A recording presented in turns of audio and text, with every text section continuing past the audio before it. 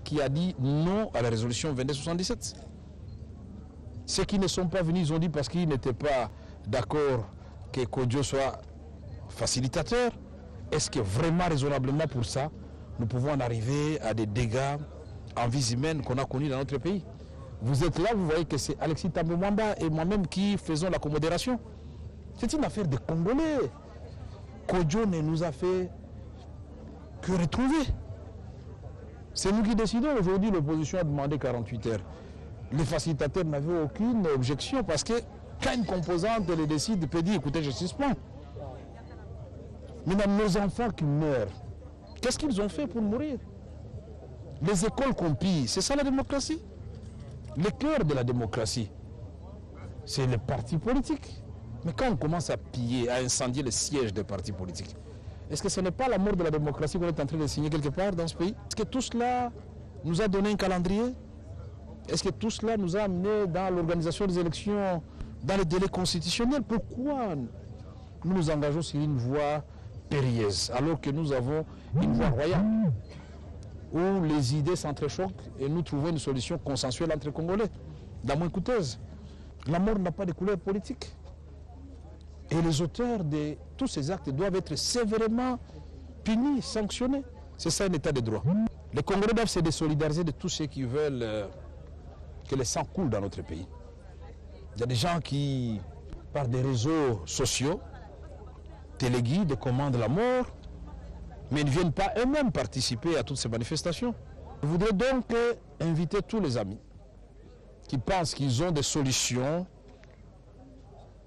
plus rationnelles que celles que nous proposons, qui viennent nous la présenter ici, puisque nous avons demandé, obtenu de la CENI, que tous les experts à travers le monde, à travers le pays, tous ceux qui nous disent nous pouvons faire les élections dans les délais, qu'ils viennent.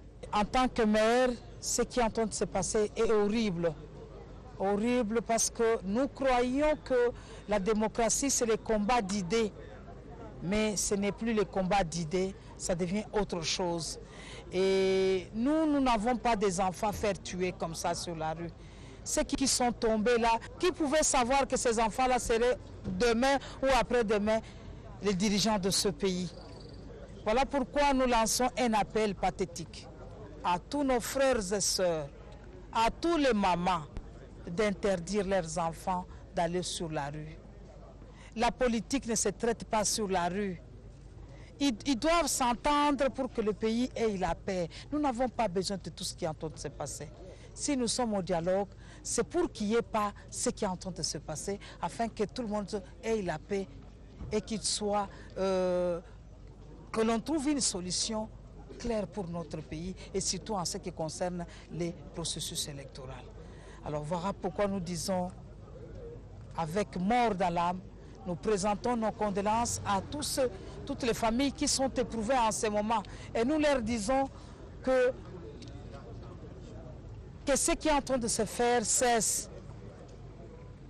Nous avons souffert depuis 1991 avec la destruction des compagnies qui étaient ici, des entreprises, et maintenant, il est grand temps que les Congolais puissent réfléchir, et surtout nos jeunes, l'avenir de demain, ceux qui vont diriger ce pays demain, ils doivent comprendre que ce n'est pas dans la destruction que le pays va avancer, mais c'est dans la paix, dans la concorde, dans l'entente mutuelle que le pays va avancer. Et nous demandons à jeunes de la majorité, de l'opposition, tout comme ceux de la société civile, d'œuvrer pour la paix, de protéger la République démocratique du Congo qui est le seul et notre patrimoine commun nous légué par nos pères de l'indépendance. Nous ne pouvons pas tolérer que lorsque l'espoir renaît et qu'aujourd'hui nous puissions encore décourager ceux qui peuvent venir investir dans ce pays. Nous sommes en train de casser la politique en saccageant les partis politiques. Nous sommes en train de casser l'économie parce que ceux qui viendront investir dans ce pays, l'argent n'aime pas le bruit. Nous sommes en train de casser tout notre avenir. Alors que nous avons connu cela en 91, 92, nous étions des enfants. Mais aujourd'hui, en tant que jeunes, nous subissons à travers le nombre de chômage.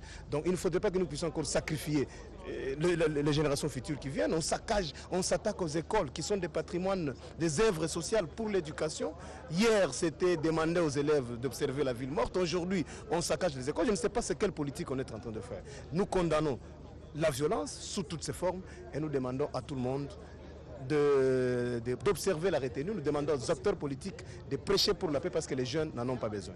Et nous demandons aux jeunes que nous avons tous comme dénominateur commun la jeunesse, nous avons tous comme patrimoine commun la République démocratique du Congo qui nous a été léguée par nos pères de l'indépendance, que nous allons léguer à notre postérité. Comme nous le chantons dans notre hymne national, je crois que nous n'avons pas droit à la paix. Des appels au calme sont lancés pour consolider la paix et non la violence. Au prochain rendez-vous avec l'information.